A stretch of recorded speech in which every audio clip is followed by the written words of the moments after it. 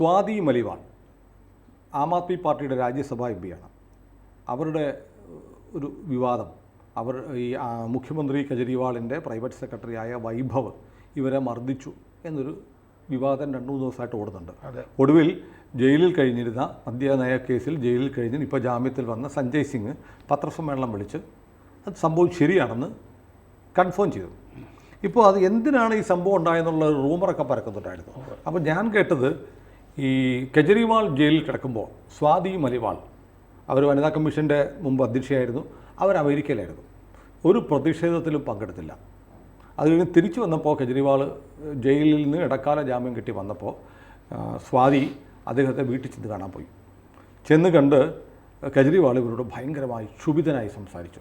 നിങ്ങൾ എന്നെ കാണാൻ വന്നില്ല, നിങ്ങളുടെ മനസ്സിലിരിപ്പ് വേറെയാണ് എന്നൊക്കെ പറഞ്ഞിട്ട് ഇവരോട് രാജ്യസഭാ അംഗത്വം രാജിവെക്കാൻ ആവശ്യപ്പെട്ടു.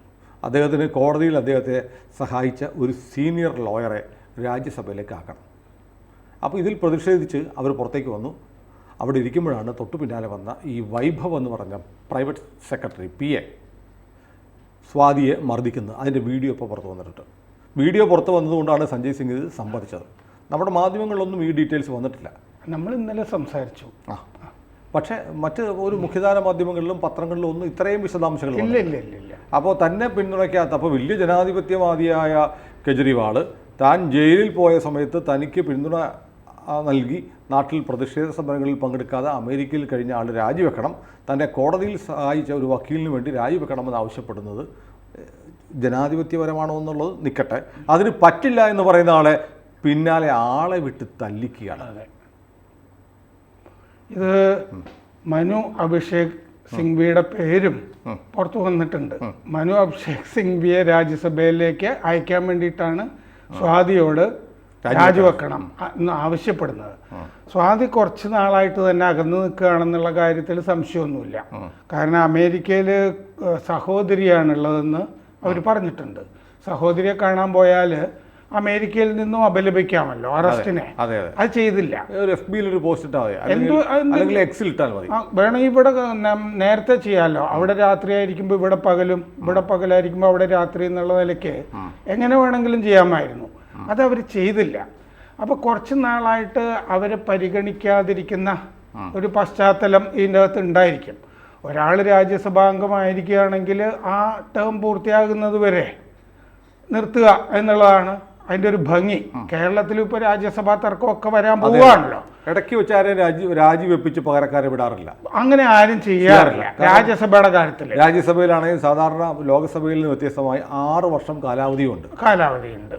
മാത്രമല്ല ഇവർ 8 കൊല്ലമായിട്ട് കെജ്രിവാളിൻ്റെ കൂടെയുണ്ട്.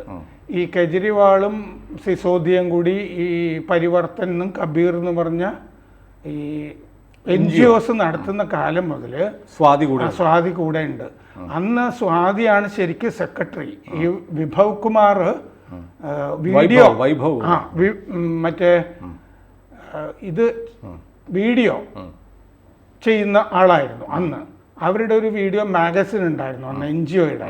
അതിൻ്റെ വീഡിയോഗ്രാഫറും വീഡിയോ എഡിറ്ററുമായിട്ട് ജോയിൻ ചെയ്തിരുന്ന ആളാണ്. പിന്നീട് പല ഇപ്പോൾ കരുണാകരനുമൊക്കെ ചില ആളുകളൊക്കെ ഉണ്ടായിരുന്നത് പോലെയൊക്കെ ഇദ്ദേഹത്തിൻ്റെ കുടുംബത്തിൽ സ്ഥാനം ഉറപ്പിക്കുകയാണ്. മരുന്നെടുത്ത് കൊടുക്കുക, ഭക്ഷണം, ഡയബറ്റീസ് ഉള്ളതുകൊണ്ട്. കെജ്രിവാളിൻ്റെ പാവം പയ്യൻ. അത് തന്നെ. പഞ്ചാബിൽ 2014 മറ്റേ ലോക്സഭാ തെരഞ്ഞെടുപ്പ് പ്രചാരണത്തിന് പോകുമ്പോൾ പല്ലുവേദന വന്ന അന്ന് മുതലാണ് ഈ വിഭവ് കുമാറിൻ്റെ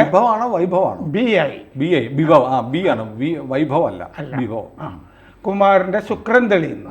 ഈ കൃത്യമായി ഭക്ഷണം കഴിപ്പിക്കുക, മരുന്നെടുത്ത് കൊടുക്കുക. അങ്ങനെ ഈ എന്താ പറയുക, ഒരു അവിഭാജ്യ ഘടകമായി ഈ പോകുമ്പോൾ കാര്യങ്ങളൊക്കെ ചെയ്തു കൊടുക്കുന്ന ആൾ എന്നുള്ള നിലയ്ക്ക് ഒരു സഹായി. പക്ഷേ അയാളുടെ ഭൂതകാലം ഒട്ടും നല്ലതല്ല. അയാൾ 2007 ഈ ഒരു ഉദ്യോഗസ്ഥനെ തല്ലി എന്ന് പറഞ്ഞിട്ടൊരു കേസുണ്ട്. ആ കേസുള്ളത് കൊണ്ടാണ് ഈ ഇവിടെയൊക്കെ PAമാരെ വെക്കുന്നത് പോലെ പിന്നീട് പെൻഷൻ കിട്ടാവുന്ന വിധത്തിലാണ് അവിടെയും PA ആക്കി മാറ്റിയത്. അപ്പോൾ ആ PA സ്ഥാനത്ത് നിന്ന് ഏതാനും മാസം മുമ്പ് ഡിസ്മിസ് ചെയ്തു. വിജിലൻസ് പുറത്താക്കി. വിജിലൻസ് പുറത്താക്കി. ആ പുറത്താക്കിയതിന്റെ പിന്നിൽ ഇത് ലീഗൽ ഒഫീഷ്യലി പുറത്താക്കി. എന്നിട്ടും ഇയാൾ സഹായിയായിട്ട് കൂടെയുണ്ട്.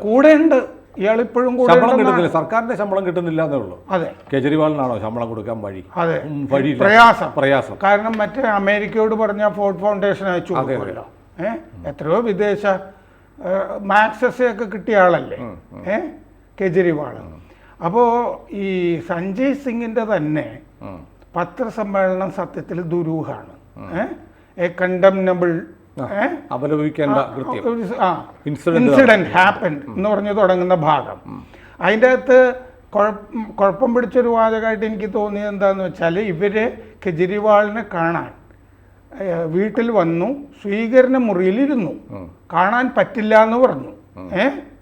അപ്പോഴാണ് ഈ തർക്കം ഉണ്ടായത് എന്നാണ് പറയുന്നത്. അപ്പോൾ സഞ്ജയ് സിംഗിൻ്റെ വേർഷനിൽ ഇവർ കെജ്രിവാളിനെ കണ്ടിട്ടേ ഇല്ല. അതാണ് അതിൻ്റെ അകത്ത് കുഴപ്പം. പക്ഷേ കെജ്രിവാളിനെ ഇവർ കണ്ടിട്ടുണ്ട്, സാന്നിധ്യത്തിലാണ് തല്ലുകൊണ്ടത് എന്നൊക്കെയാണല്ലോ ആദ്യത്തെ വേർഷൻ വരുന്നത്. ഇപ്പോൾ പറയുന്നത് കെജ്രിവാൾ പറഞ്ഞിട്ട് ഇയാൾ പോയി അടിച്ചതാണ്, അങ്ങനെയും പറയുന്നുണ്ട്. കാരണം എങ്ങനെയെങ്കിലും ഇവരെ ഒഴിവാക്കണമല്ലോ സിംഗ്വിക്ക് സീറ്റ് കൊടുക്കാൻ.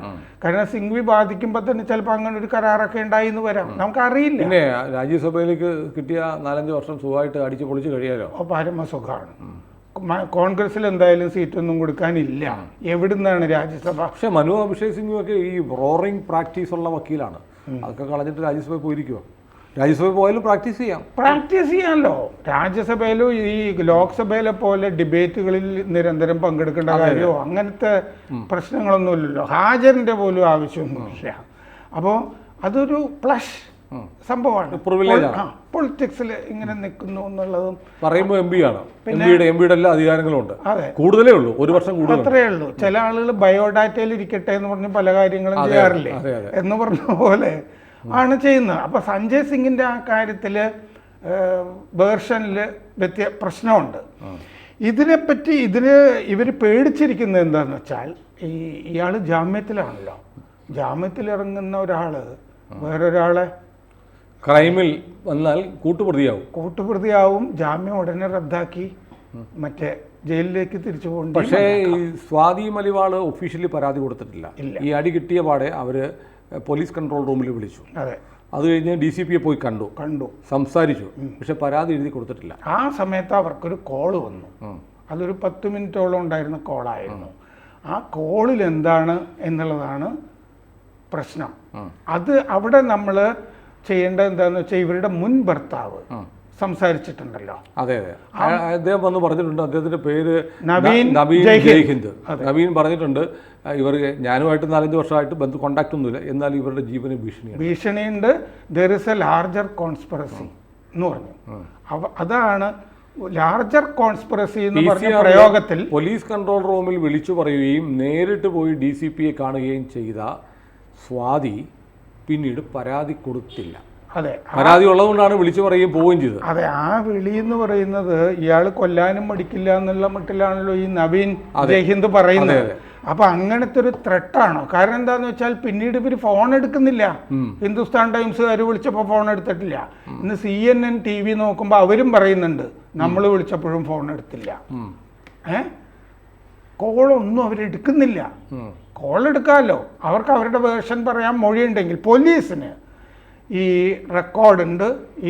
ഇവർ വിളിച്ചു പറഞ്ഞത് മറ്റേ ഡാറ്റ എൻട്രി ആയിട്ട് കിടപ്പുമുണ്ട്. അവർക്ക് വേണമെങ്കിൽ ഇപ്പോൾ വനിതാ കമ്മീഷൻ കേസെടുക്കാൻ പറഞ്ഞിട്ടുണ്ട്. 3 ദിവസത്തിനകം എന്ന് പറഞ്ഞത് ഇനി 2 ദിവസമേ ഉള്ളൂ. ഇന്നലെയാണ് 3 ദിവസത്തിനകം റിപ്പോർട്ട് തരാൻ പറഞ്ഞത്. 2 ദിവസത്തിനകം റിപ്പോർട്ട് കൊടുക്കണം. മജിസ്ട്രേറ്റിൻ്റെ മുമ്പിൽ ഇവർക്ക് മൊഴി കൊടുക്കാം. അപ്പോൾ ഇവരുടെ കാര്യത്തിൽ ഇവർക്ക് വാഗ്ദാനം കൊടുത്തിട്ടുണ്ടോ ഭീഷണി കൊടുത്തിട്ടുണ്ടോ ഏതോ ഒന്ന് സംഭവിച്ചിട്ടുണ്ട്. സ്വാതി നിശബ്ദയാണ്. ഒത്തുതീർപ്പ് സംസാരിച്ചിട്ടുണ്ടോ തിരിച്ചാണോ? കാരണം ഇന്നിപ്പോൾ BJPക്കാർ അവിടെ സമരം നടത്തുകയാണ്. BJPക്കാർ ആവശ്യപ്പെട്ടിട്ടുണ്ട്, വീടിന്റെ മുമ്പിലാണ് പ്രക്ഷോഭം നടത്തുന്നത് കേജ്രിവാളിന്റെ പ്രതികരണം ഇതിൽ വന്നിട്ടുമില്ല. അത് ഇന്നലെയും മിനിഞ്ഞാന്നൊക്കെ വരാതിരുന്നപ്പോൾ തന്നെ സംശയാസ്പദമാണ്. ഒന്നും പറഞ്ഞിട്ടില്ലെന്ന് മാത്രമല്ല, UPയിലേക്ക് പോകാണ്ടായിരുന്ന പര്യടനം മാറ്റി. കാരണം അവിടെയൊക്കെ പ്രശ്നം ഉണ്ടാവുമല്ലോ. പിന്നെ ഈ സുനിത കേജ്രിവാൾ അവർ നേരത്തെ വീഡിയോ ഒക്കെ ചെയ്യുന്നുണ്ടായിരുന്നല്ലോ, അവരും ഒന്നും പറഞ്ഞിട്ടില്ല. സുനിത കേജ്രിവാളിൻ്റെ പോലും സാന്നിധ്യം ഉണ്ടായിരുന്നു എന്ന് സംശയിക്കുന്ന വിധത്തിൽ റിപ്പോർട്ടുകൾ കാണുന്നുണ്ട് ഇതിൻ്റെ അകത്ത്. എന്തായാലും അവിടെ മർദ്ദിക്കപ്പെടുമ്പോൾ തന്നെ മറ്റേ ഭീഷണി ഉയർന്നത് കൊണ്ടാണല്ലോ അവർ 2 തവണ പോലീസിൽ വിളിച്ചത്. ആദ്യം പേര് പറഞ്ഞില്ല, രണ്ടാമത് പേര് പറഞ്ഞു. അപ്പൊ പേടിക്കാനാണല്ലോ സാധ്യത. അത് കഴിഞ്ഞ് വീണ്ടും നേരിട്ട് പോയി. അതിനുശേഷമാണ് സ്വാതിയുടെ മൗനം. അതൊരു 10 മിനിറ്റിന്റെ കോള്. ഏതായാലും സ്വാതിയുടെ EP ജയരാജൻ ഒരു കോള് വന്നിട്ടാണ് മിണ്ടാതായതെന്ന്. അതെ ശരിയാണ്. അപ്പോ അപ്പുറത്ത് വരുന്ന ഒരുപക്ഷെ EP ജയരാജനൊക്കെ വളരെ ശക്തനായ സ്വാതി മാലിവാൾ എന്നൊക്കെ പറഞ്ഞു കഴിഞ്ഞാൽ പാവം.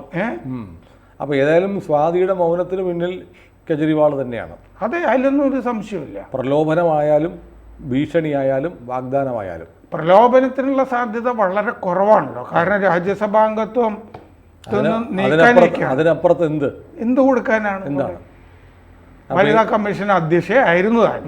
വനിതാ കമ്മീഷൻ അധ്യക്ഷയ്ക്കാണ് ഈ ഗതികൾ. അതെ ആപ്പ് ഭരിക്കുന്ന സ്വർഗലോകത്തിലെ വനിതാ കമ്മീഷന്റെ അധ്യക്ഷയ്ക്കാണ് ആപ്പിന്റെ മുഖ്യമന്ത്രിയുടെ ഓഫീസിൽ നിന്ന് ആപ്പിന്റെ മുഖ്യമന്ത്രിയുടെ പ്രൈവറ്റ് സെക്രട്ടറിയുടെ അടി കിട്ടുക. ഇപ്പോൾ ആളുകൾ പറയുന്നത് എന്താ അറിയോ, ഇയാളെ ജയിലിൽ നിന്ന് പുറത്തിറക്കിയതാണ് ഈ ശകുനപ്പഴയായത്.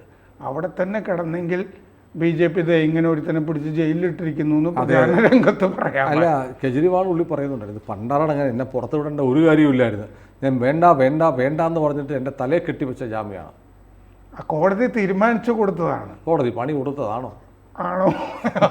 അത് ആളുകൾ പറയുന്നുണ്ടായിരുന്നു. കാരണം എന്താണെന്ന് വെച്ച് കഴിഞ്ഞാൽ ഈ മദ്യനയത്തിനെ പറ്റിയൊക്കെ ഇയാൾ പ്രചാരണ രംഗത്ത് സംസാരിക്കുകയോ പത്രലേഖകരിൽ ചോദിക്കുമ്പോൾ പറഞ്ഞു പോവുകയോ ചെയ്യുമായിരുന്നു എങ്കിൽ ജാമ്യം പോകും. അല്ല, ഇപ്പോൾ ദില്ലിയിലൊക്കെ നമ്മുടെയൊക്കെ സുഹൃത്തുക്കളുണ്ടല്ലോ, ഞാൻ ചില ആളോടൊക്കെ ചോദിക്കുന്നുണ്ട്, അവർ പറഞ്ഞ് ആം ആദ്മി പാർട്ടിയുടെ ചില പോക്കറ്റുകളുണ്ട്, അവിടെ ചില ബഹളമൊക്കെ ഉണ്ട്, അല്ലാതെ ദില്ലിയിലെ വോട്ടർമാരൊന്നും അറിഞ്ഞിട്ടില്ല. ഇപ്പം നമ്മൾ ഈ താരതമ്യം ചെയ്ത് നമ്മുടെ കേരളത്തിലെ വോട്ടിംഗ് പാറ്റേൺ നോക്കിയിട്ടാണ് ഈ തെരഞ്ഞെടുപ്പ് പ്രക്രിയയുടെ ഭാഗമായി എല്ലാ വീടും കയറുന്നു, സ്ഥാനാർത്ഥിയെ കാണുന്നു, സ്ലിപ്പ് കൊടുക്കുന്നു. ഇതൊന്നും മെട്രോ നഗരങ്ങളിലൊന്നും ഇല്ല. സ്ഥാനാർത്ഥി ആരെന്ന് പോലും അറിയില്ല. അതെ അതെ അതെ കെജ്രിവാൾ അകത്ത് പോയതും പുറത്ത് വന്നതും ഒക്കെ എല്ലാവർക്കും ഒരുപോലെയാണ്. ഞാൻ മനസ്സിലാക്കിയത് നമ്മുടെ നാട്ടിൽ നിന്ന് പോയ നാട്ടിലെ DYFIക്കാരായിരുന്ന കുറച്ച് ചങ്ങാതിമാർ ഇപ്പോൾ ദില്ലിയിലൊക്കെ ഉണ്ട്. അവരുടെ സ്ഥിരതാമസമാണ് 10-25 വർഷമായിട്ട്. ഞാൻ ചോദിക്കുമ്പോൾ അവർ പറയുന്നത് ഒരു മാറ്റവും ഇല്ല, 7 സീറ്റും BJP കൊണ്ടു, അത്രയേ ഉള്ളൂ, ഒന്നും സംഭവിക്കാനില്ല എന്ന് പറയും. അതെ അതെ അതെ കാരണം അവർ അതൊക്കെ തീരുമാനിച്ചു. ഇയാളുടെ മറ്റേ കോടതി ജയിലിൽ പോക്കൊന്നും ആരും മൈൻഡ് ചെയ്തിട്ടേ ഇല്ല. ഉർവശി ശാപം ഉപകാരം ഒന്നും ചൊല്ലുണ്ടല്ലോ. അതായത് കെജ്രിവാൾ അകത്ത് കിടന്നിട്ടാണ് തോറ്റു പോകുന്നെങ്കിൽ ഈ പ്രതിപക്ഷം മസിൽ പിരിക്കുന്നത്, കെജ്രിവാളിനെ എങ്ങാനും പുറത്ത് വിട്ടിരുന്നെങ്കിൽ കാണിച്ചു തരാമായിരുന്നു. ആരാണ് ശക്തൻ എന്നുള്ള ചോദ്യമാണ്. അതെ, ഇപ്പൊ പുറത്ത് വന്നിട്ടും ഒരു പിണ്ണാക്കം നടക്കുന്നില്ലെങ്കിൽ സംഭവം മനസ്സിലാവും, ഇത്രയൊക്കെ ഉണ്ടായിരുന്നുള്ളൂ എന്ന് മനസ്സിലാക്കാം. പക്ഷേ ജനങ്ങളാണ് അധികാരികൾ, അവരുടെ വോട്ടിലാണ് ശക്തി. അത് ജൂൺ 4 അറിയാൻ പറ്റുള്ളൂ. 2024 ഇന്ത്യയുടെ പ്രധാനമന്ത്രി ആക്കാനിരുന്നാണ് അമേരിക്ക കെജ്രിവാളിനെ.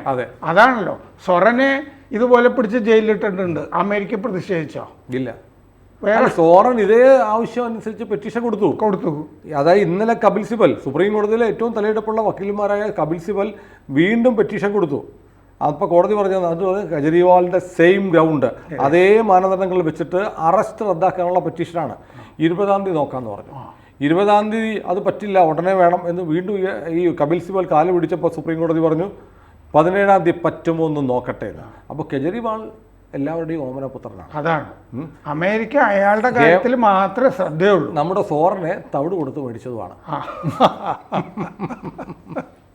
ഇതെല്ലാം ജനങ്ങൾ കാണുന്നുണ്ട്. അതെ, നീതിപീഠവും മനസ്സിലാക്കട്ടെ. അതെ, കൂടുതൽ വാർത്തകളും വിശേഷങ്ങളും നിങ്ങളിലേക്ക് എത്താൻ ABC മലയാളം സബ്സ്ക്രൈബ് ചെയ്യുക, ബെൽ ബട്ടണും അമർത്തുക.